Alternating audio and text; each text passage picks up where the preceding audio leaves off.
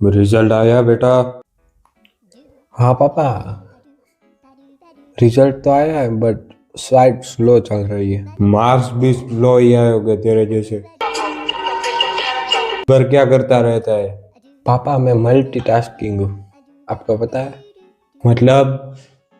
Mobile चलाते हुए खाना, खाना खाते हुए सोचना और सोचते हुए सो जाना। ये बड़ी अच्छी बात कही आप। हमारे जमाने में बच्चे बड़ों की इज्जत किया करते हैं। तू भी इज्जत किया कर अपने बाप की। तू बड़ा होकर क्या बनेगा? पापा पहले बड़ा तो हो जाने दो। आप रोज डांट डांट के मेरे को रिस्टार्ट कर देते हो फोन की तरह।